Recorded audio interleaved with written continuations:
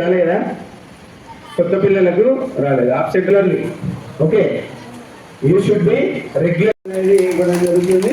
మరి ప్రతి దోచుకోలేదు తెలుసా? ఎలా ఎత్తుకపోతారా? మీకు వచ్చిన ఆలు వర్డ్స్ ఎక్కాలు ఎవరైనా ఎత్తుకపోతారా? ఎవరు ఎత్తుకపోరు.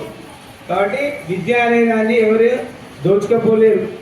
గొప్ప విద్యకు సంబంధించినటువంటి విద్యా పరికరాలు వస్తువులు ఇవ్వడం అనేది చాలా గొప్ప విషయం. వస్తువుల దాని ఉంటాయి, వేరే వేరే వస్తువులు ఉంటాయి, రకరకాల వస్తువులు ఉంటాయి.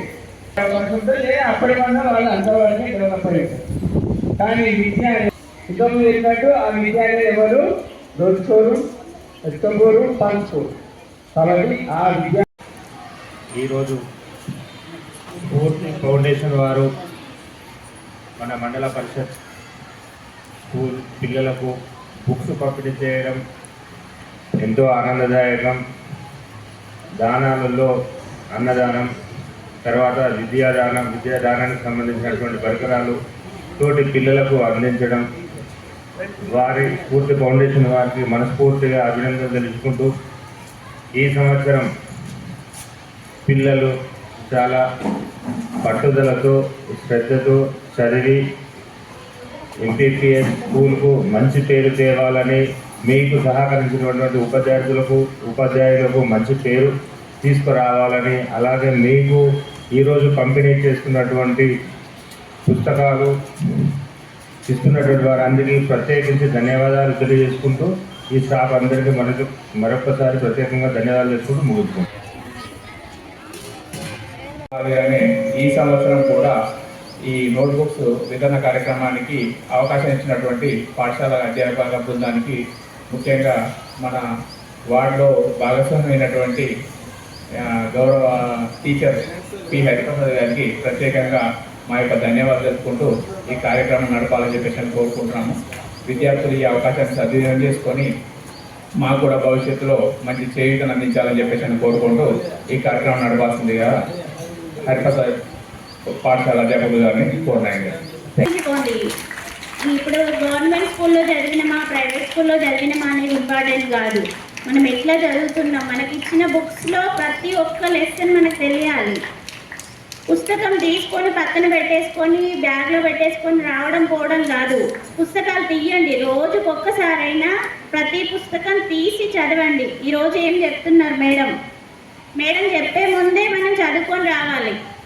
అట్లా వచ్చిందనుకోండి మేడం చెప్పేది మంచిగా అర్థమవుతుంది.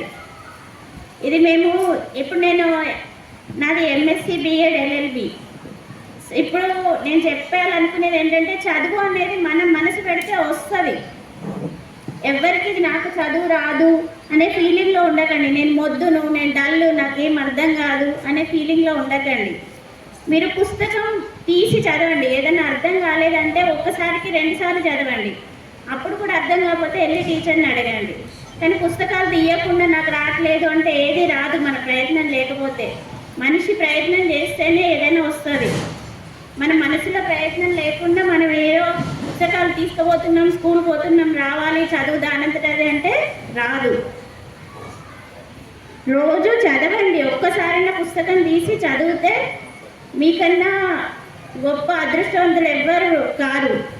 మనకి మనం చదివితేనే లక్ష్మీదేవి వస్తుంది మన దగ్గరికి. ఫస్ట్ పుస్తకాలు తీసి చదవడం మొదలు పెట్టండి. ఈ పేదరికం మన దేశంలో నుంచి వెళ్ళిపోవాలి అని అంటే ఫస్ట్ మనం చదువుకు కరెక్ట్ గౌరవం ఇవ్వాలి. ప్రతి ఒక్కరూ మనందరం కలిసి చదివి ముందుకెళ్తేనే మన దేశం కూడా ముందుకెళ్తుంది. సో దానికి మీరు చేయాల్సింది ఏం లేదు. మీకు గవర్నమెంటే పుస్తకాలు ఇస్తుంది, నోట్బుక్స్ వీళ్ళు ఇస్తున్నారు. మీరు చేయాల్సిన పని ఏంటి? టీచర్స్ చెప్తున్నారు, ఇంటికి పోయి ఒక్కసారి పుస్తకం తీసి కూర్చొని చదవండి. రోజుకొక్క అరగంట మీరు పుస్తకాలు కనుక తీస్తే మిమ్మల్ని ఆపే వాళ్ళు ఎవరు ఉండరు. మీ వెనుక ఇంకా 4 నడుస్తారు. ఇలాంటి స్కూల్స్లో మీరు పెద్ద టీచర్స్ కావచ్చు. మీ భవిష్యత్తు మీ చేతిలోనే ఉంది, మీ పుస్తకాల్లోనే ఉంది. మీరు వాటిని తెరిస్తే భవిష్యత్తు మీరే మన దేశానికి కూడా వెన్నుముక. సో మంచిగా చదవండి అమ్మా. All the best.